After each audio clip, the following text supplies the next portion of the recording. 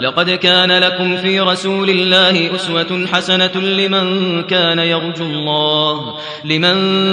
يرجو الله واليوم الآخر وذكر الله كثيرا ولما رأى المؤمنون الأحزاب قالوا هذا ما وعدنا الله ورسوله وصدق الله ورسوله وما زادهم إلا إيمانا وتسليما من المؤمنين رجال صدقوا ما عاهدوا الله عليه فمنهم من قضى نحبه ومنهم من ينتظر. الحمد لله والصلاة والسلام على رسول الله وعلى آله وصحبه ومن والاه. أما بعد jama'a masu kallo da sauraronmu assalamu alaikum wa rahmatullahi wa barakatuh. Barkanmu da warhaka, barkanmu a saduwa karo na farko a cikin shirinmu na abin koyi. A cikin wannan shirin za mu ɗauki annabi sallallahu alaihi wasallam a matsayin abin koyi kamar da Allah ya umarce mu. Laqad kana lakum fi rasulillahi uswatun hasanatun liman kana yarju Allah wal yawmal akhir wa dhakara Allah kathira. Wata akwai abin koyi gare ku cikin annabi sallallahu alaihi wasallam ga duk wanda yake imani da Allah da ranar lahira kuma yake ambaton Allah da yawa. A wannan shirin na abin koyi za mu diba wasu jawanib, za mu diba wasu sashe na rayuwar annabi sallallahu alaihi wasallam na gefen mu'amala, mu ga ya annabi sallallahu alaihi wasallam yake mu'amala da mutane. Musa annabi shine abin koyi a sallah, annabi shine abin koyi a azumi, annabi ya ce sallu kama ra'aytumuni usalli, annabi a lokacin hajji ya ce khudhu anni manasikakum. An aiko annabi ne domin ayi koyi da shi, shine kuduwa, shine abin koyi, shine wanda idan ka yi koyi da shi, idan ka je lahira Allah zai tambaye ku ya ce ma za a jabtumul mursalina, me kuka an samu manzanni, kun yi koyi da su ko an shi koyarwa su. To amma koyi da annabi bai takaita ba ga abubuwan ibada. Addinin musulunci ba addini bane wanda yake banta ga sallah cikin masallaci, azumi cikin watan ramadana, zuwa aikin hajji, ba da zakka. Wannan ibadodi ne masu matukan muhimmanci a cikin musulunci, amma akwai janibi na mu'amala, yadda annabi ke mu'amala da iyalinsa, yadda annabi ke a matsayin uba. Wannan shirin namu za mu dibi janibin ya annabi yake a matsayin uba. Kai uba mai 'ya'ya kana so kai koyi da annabi sallallahu alaihi wasallam a cikin zaman ka uba, ka zan uba irin annabi sallallahu alaihi wasallam da yake uba ga 'ya'yan shi.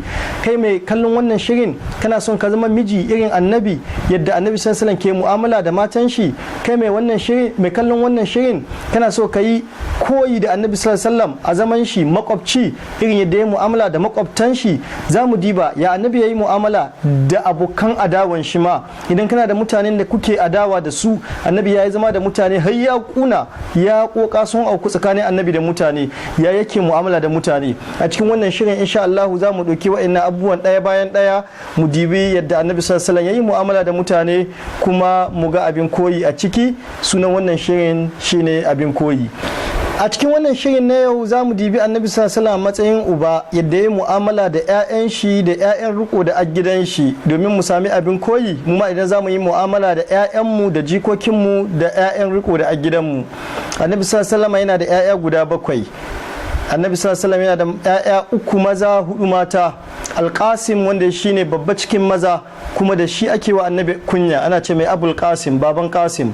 Sannan yana da Abdullahi wanda ake ce mai At-Tayyib At-Tahir.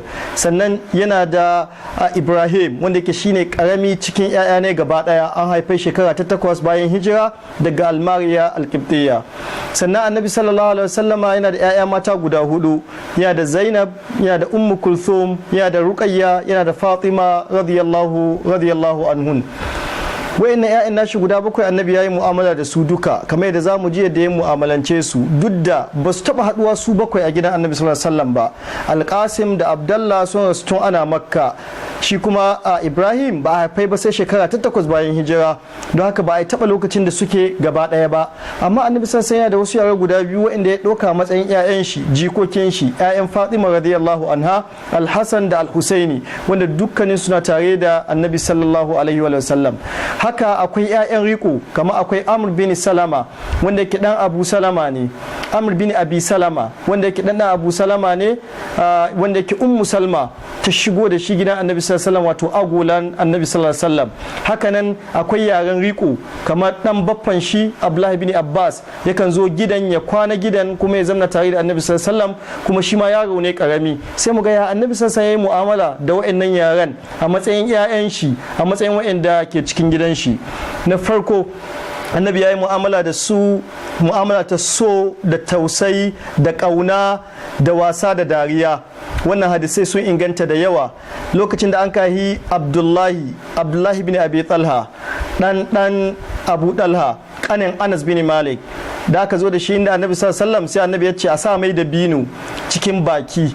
Da aka sa mai da bino cikin baki, yaro ne jariri ran da aka haife shi aka zo da shi, sai yaro ya dinga laguman da bino. Sai Annabi ya ce unzur hubbal ansari litamr, ji yadda mutanen Madina suke son da bino. Wata Annabi yana wasa, yaro ne dan karami aka haife shi, amma Annabi yana nuna mai so, yana cewa ji yaro dan karami an sa mai da bino cikin baki yana laguma. Haka mutanen Madina suke, ai mutanen Madina son da bino suke. Haka Annabi sallallahu alaihi wasallam yayi da Abdullahi da ya girma. Wataran Anas yana ba mu labari cewa Annabi sallallahu alaihi wasallam ya je gidansu, sai ya samu Abdullahi nan da aka samu da bino a baki ya girma yana wasa da tsuntsun ya mutu. Sai Abdullahi sai ya fara kuka, sai Annabi sallallahu alaihi wasallam ya ce mai ya Aba Umair ma fa'alan Nugair, ya ce ya kai baban Umair mi tsuntsun ka yayi halan, tsuntsu ya mutu ne kake kuka? Annabi yana wasa, Annabi sallallahu alaihi wasallam yana wasa da shi. Haka Annabi sallallahu alaihi wasallam yake da dukkanin 'ya'yan shi. Ibrahim Annabi sallallahu alaihi wasallam ya kasance yana sumbuntan shi kuma yana shakan kamshin shi, yana nuna so ga Ibrahim radiyallahu anhu da ya rasu. Annabi sallallahu alaihi wasallam ya kasance yana sumbunta Ibrahim, yana sumbuntan shi, yana shakakkamshin shi saboda nuna so da kauna gare shi.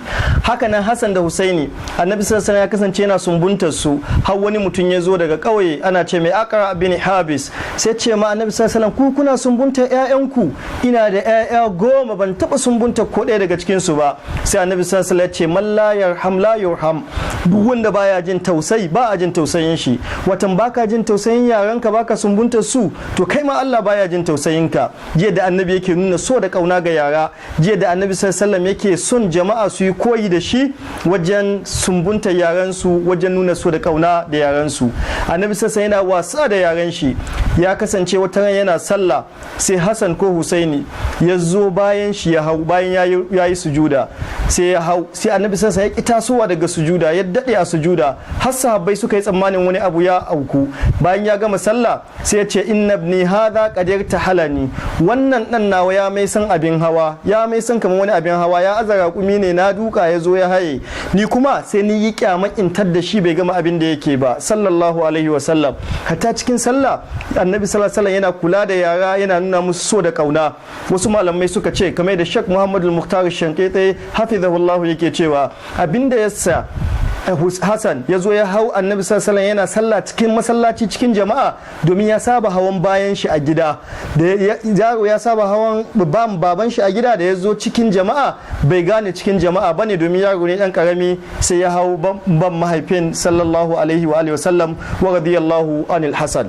Haka Annabi sallallahu alaihi hadisi ya inganta, ya yi sallah riki da Umama ya Zainab jikan yashi, sai ya rike ta yana sallah. Ka ji girman sallah yadda Annabi ke mai da lamari ga sallah. Inna fi salati la shugla, lalle akwai shagali cikin sallah, akwai abin da ke shagaltar da mutane ga sallah. Ana so a samu tumanina da natsuwa cikin sallah, amma hakan bai hana Annabi sallallahu alaihi wasallam ya dauki Umamatu ba, ya rike ta ga hannu yana ana sallah. Idan ya zo ruku'i da sujuda sai ya aje ta, idan ya taso raka'a kuma ya koma dauko ta sallallahu alaihi wa sallam, domin so da kauna da yake nuna mata, domin so da kauna da yake nuna ma 'ya'yan shi. Annabi sallallahu alaihi wasallam yakan yi wasa da 'ya'yan shi. Hassan wata ran ana tafiya tare da Annabi sallallahu alaihi wasallam, ya ga Hassan, sai Hassan ya tsere da gudu, sai Annabi ya bi shi. Hassan yayi dama, Annabi yayi dama, Hassan yayi hagu, Annabi yayi hagu, har Annabi ya kama shi. Hassan na dariya, Annabi na dariya, yace inna ibni hadha sayyid, wannan dan nawa wato Hassan shugaba ne, ina fata Allah ya sa ya zama mai sulhu tsakanin runduna biyu na mu'minai manya wanda za su samu sabani. Kuma haka aka yi amul jama'a, Hassan radiyallahu anhu ya zan sanadin sulhu tsakanin manya-manyan rundunar rundunoni guda biyu na musulmi da suka samu sabani. Annabi sallallahu alaihi yakan tashi kamar yadda hadisi ya inganta cikin sahih Bukhari. Abu Hurairah radiyallahu anhu yace Annabi sallallahu alaihi ya tashi da rana na bishi muka yi ta tafiya sai da muka zo gidan Fatima. Da muka zo gidan Fatima sai Annabi ya tsaya bakin kofa sai ya ce athammata laka ina dan yaron nan mai yamin baki wanda bai iya magana ba yana nan, yana nufin Hassan. Ina dan yaron nan wanda bai iya magana ba, wata Annabi sallallahu alaihi wasa da Hassan yana ce mai yaro baka iya magana ba ya min baki gare ka. Abu Hurairah radiyallahu anhu yace fa habasathu shay'an, sai Fatima ta tsayar da Hassan, watan bai saurin fitowa ba, ta yi mai wanka, ta sa mai tufafi, ta sa mai turare, ya fito yana jin daɗi ya haɗu da Annabi sallallahu alaihi wa sallam, saboda so da kauna da Annabi sallallahu alaihi yake nunawa ga 'ya'yan shi. Haka nan cikin so da kauna da tausayi da Annabi ke nunawa ga 'ya'yan shi, wata ran Al-Hasan da Husaini sun iska Annabi yana huduba bisa minbari. Da suka zo Annabi sallallahu alaihi yana cikin huduba bisa minbari sai suka fara ya athurani wa yaqumani, suna faduwa suna tashi. Sai Annabi sallallahu alaihi yayi sauri ya sauko daga minbari ya je ya kama su, sai ya ce ma mutane kuma bisa minbari yace sadaqallah, Allah yayi gaskiya, yace inna ma amwalukum wa auladukum fitna, ra'aytu hadaini ya'thurani wa yaqumani falam asbir alaihima. Ya ce na ga wa'annan guda biyu suna faduwa suna tashi, na kasa haƙuri. Yana bisa mimbarin Juma'a ya sauka, yana bisa mimbari yana wa mutane huduba, ya sauka ya ja Hassan da Husaini. Yau idan liman yana huduba ya ga ya'yan shi sun zo ya sauka ya kama su, za a ce huduban ka ta lalace, ba aiki cikin huduba, ba magana cikin huduba, wannan liman yana da son diya. Amma haka Annabi sallallahu alaihi wa sallam yayi, domin Annabi rahama ne ga dukkan al'umma, wa ma arsalnaka illa rahmatan lil alamin. Haka Annabi sallallahu alaihi wa sallam yake da su Hassan da Husaini, yana musu addu'a, yana son su, yana jawo su ga jiki. Haka yake da Fatima radiyallahu anha, saboda sun da yake wa Fatima sai ya sirranta mata wata magana, ya tashi daga gidan shi ya je inda Fatima ya saurare ta, ya saurari abinda take da shi, ya saurari idan tana da matsala ya bata shawarori radiyallahu anha wa sallallahu alaihi wa alihi wa sallam. Haka cikin abin da Annabi sallallahu alaihi wasallam ke wa 'ya'yan shi yake abin koyi mu yi, Annabi sallallahu alaihi wasallam ya kasance na wa 'ya'yan shi addu'a. Hassan da Husaini da Fatima da sauransu duk yana yi musu addu'a, wanda ya iya addu'a cikin su ya bashi ya karanta, kamar yadda ya dana na Fatima radiyallahu anha, ta zo tana neman a bata baiwa, bata iske Annabi sallallahu alaihi wasallam ba, ta ji an samu bayi a bata baiwa ta kama mata wajen aiki, bata samu Annabi sallallahu alaihi wasallam ba. Da ya dawo aka gaya mai sai ya je gidanta, sai ce in gaya miki abin da ya fi baiwa, idan kuka zo shimfiɗa da ke da mijin ki za ku kwanta ki karanta subhanallahi 33 walhamdulillahi 33 wallahu akbar 34. Annabi sansan ya koya mata addu'a sallallahu alaihi wa sallam. Wayanda ba su iya addu'an ba cikin yayan shi sallallahu alaihi wa sallam sai yayi musu, ya kasance yana wa Hassan da Husaini addu'a saboda ba su iya magana ba, ya cewa uidhukuma bi kalimatillahi tamma min kulli shaytanin wa hamma wa min kulli ainin lamma, sai karanta musu wannan addu'a. Lokacin da aka saukar da kula a'udhu bi rabbil falaqi da kula a'udhu bi rabbin nasi, sai Annabi ya dinga neman musu tsari da kula a'udhu bi rabbil falaqi da kula a'udhu bi rabbin nasi sallallahu alaihi wa sallam, saboda yadda yake son ƴaƴan shi, yadda yake mu'amala da su, yana mu'amala da su da addu'a. Abin koyi ne Annabi gare mu wa ƴaƴan mu addu'a ta kwarai, sannan mu koya musu azkar, mu tabbata suna karanta azkaru sabahi wal masa, waɗanda suke iyawa, waɗanda ba su iyawa kuma mu dinga karantawa, muna shafa musu kamar yadda Annabi sallallahu alaihi wasallam yake wa Hassan da Husaini. Har yanzu cikin tarbiyya da mu'amala da Annabi sallallahu alaihi wasallam yake wa ƴaƴan shi shine yana koya musu na farko yana koya musu karatu, kamar yadda hadisi ya inganta cikin sunan Tirmidhi cewa Annabi sallallahu alaihi wasallam wataran ya goyo Abdullahi bin Abbas, yaro dan karami a bayan shi suna tafiya, sai ce ya gulam inni uallimuka kalimatin ihfazillaha yahfazak ihfazillaha tajidhu tujahak idza sa'alta fas'alillah wa idza sta'anta fasta'in billah. Annabi sai ya goyi Abdullahi bin Abbas yake ce mishi, ya dan yaro ina koya maka wasu kalmomi, ka kiyaye Allah, Allah ya kiyaye ka kiyaye Allah sai ka samu Allah duk inda kake, wato duk al'amarin da ka shiga sai ka samu taimakon Allah. Idan zaka roko ka roki kowa sai Allah, idan zaka nemi taimako kada ka nemi taimakon kowa sai na Allah. Yanzu ya mu hada wannan da wa'inda ke ba yaran su kokon bara, su ce ku je da sunan neman karatu ku yi bara.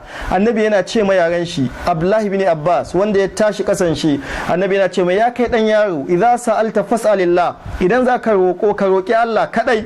Wani kuma ya ce za a samu karatu yara ƙanana iza su bara, idan za ku roƙo fas'alin nasa kenan ku roƙi mutane. Wannan ya sa a koyewa ta annabi sallallahu alaihi wa sallam. Haka annabi sallallahu alaihi wa sallam ba koyar da abubuwan da suka shafi addini ba dai ne, wancan abubuwan da ya koya ma Abdullahi bin Abbas sun shafi tauhidi, sun shafi mu'amala, amma annabi sallallahu alaihi wa sallam kan koya mutane manas, yara ƙanana, ya koya musu abubuwan da ya kamata yaron ka yayi in ya je ga waje. Ba za a ce tir da wannan yaron ba za a ce wannan yaron bai iya ba. Al'amuran yau da kullum ma annabi sallallahu alaihi wa sallam yana koyawa. Hadisi ya inganta, Amr bin Abi Salama wanda ke agola ne a gidan annabi sallallahu alaihi wa sallam, ya ce kuntu gulaman wa kanat yadi tadishu fi sahafa, na kasance yaro dan karami kuma hannuna aka zo cin abinci sai in diba nan in diba can in diba nan in diba nan. Sai annabi sallallahu ya koya mai ya koya mai table manners, ya koya mai yadda ake cin abinci cikin jama'a. Sai ce ya gulam sammillaha, yaro dan karami in zaka ci abinci ka dinga cewa bismillahi. So nawa kake koya ma yaron ka in zai ci abinci ka ce mai ce bismillahi, ka ce bismillahi. Annabi ya koya mai ya ce ya gulam sammillah wa kul bi yaminika, ka ci abinci da hannunka na dama, wa kul mimma yalika, sannan ka ci abincin da a gabanka. Annabi yana koya mai ya kamata a yi ya zo cin abinci, yaro dan karami agolan gidan manzon Allah sallallahu alaihi wa sallam. Haka ya kamata mu kasance yaranmu muna koya musu abubuwan ladabi. Idan yaron ka zai sa takalmi ka ce fara da kafar dama, idan zai ci abinci ka ce sa hannun dama, idan zai ci abinci cikin jama'a ka ce ci gaba gare ka, idan zai ci abinci ka ce yi bismillah. Duk abin da zai yi ka koya mai abubuwa wanda za a ce na kwarai ne. Idan ya gama cin abinci ka ce ka ɗauki kwanon cin abincin ka je ka wanke ko ka je ka kai inda ake wankewa. Idan ya gama zai zubar da wani abu ka ce kada ka zubar nan, kada ya lalata hanyar mutane, ka ɗauka ka zuba cikin dustbin, ka ɗauka ka zuba cikin shara. Haka annabi sai ya koya ma Amr bin Abi Salama, ya gulam sammillaha wa kul bi yaminika wa kul mimma yalika sallallahu alaihi wa sallam. Cikin abubuwan da annabi sallallahu ke yi da ƴaƴa ne wanda yake nuna cewa shi mai tarbiyya ne, mai koyar da tarbiyya ne, kuma ya kamata mu koyi da shi. Yana koya musu abin da ake ce ma exercise, ya kasance suna motsa jikinsu. Akwai wani hadisi da ya zo wanda bai inganta ba isnadi cewa Hassan da Husaini annabi sallallahu ya tsaya akan abubuwa guda hudu, akan hannuwa da kafafu kamar yana rarrafe. Hassan da Husaini suka zo suka haye bayan shi, sai ya ce ni'mal jamalu jamalukuma wa ni'mal idlani antuma, ya ce ma dalla da raƙuminku, wato sun mai da annabi raƙumi yana tafiya, suna tafiya a kai, ya ce kuma dalla da abin da raƙumi ya ɗauko. Amma wani hadisin bai inganta ba ta gefen isnadi, amma hadisin da muka faɗi ɗazu cewa yana sallah suna hawan bayan ne ma'ana ɗaya ne. Annabi sallallahu alaihi domin sun saba kamar da Sheikh Muhammadu Muktari Shankaitai hafizahullahu yake cewa